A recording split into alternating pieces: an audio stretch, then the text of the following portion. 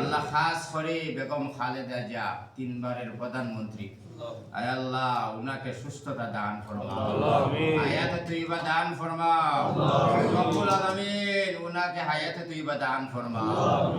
আবার এই দেশের মধ্যে প্রধানমন্ত্রী হিসেবে তুমি কবুল মঞ্জুর ফরমাও।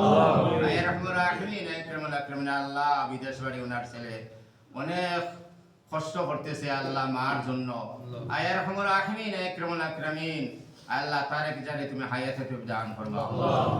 সাল্লাল্লাহু তাআলা আলা খাইর খালকিহি ওয়া নূর আরশিহি মুহাম্মাদিন ওয়া আলিহি ওয়া আসহাবিহি আজমাইন বিরহমাতিকা।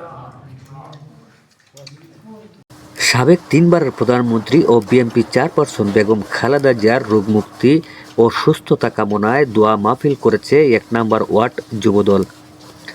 আজ 10 ডিসেম্বর বুধবার 1 নম্বর ওয়ার্ড কলোনি জামে মসজিদে বাদ মাগরিব এই দোয়া অনুষ্ঠিত হয়।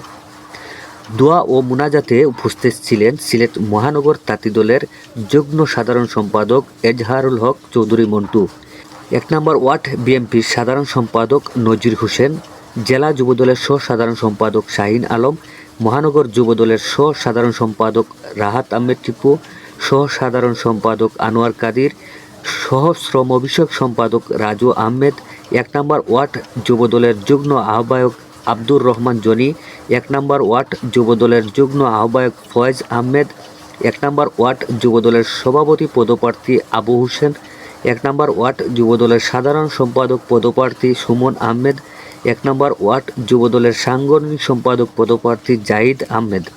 আরও উপস্থিত ছিলেন নুরুল হক, নূর ইসলাম, আব্দুর রফ, জয়নাল আবেদিন, শামসুদ্দিন আহমদ সুমন, ইকবাল আহমেদ রনি, পারভেজ আহমদ, শিপলু, জয়নাল, নুরুল, ফয়সাল, কালামিয়া, কাইয়ুম, ফজলু, জামাল, ওয়াহাবুল্লাহ সহ 1 নম্বর ওয়ার্ড যুবদল নেতৃবৃন্দ।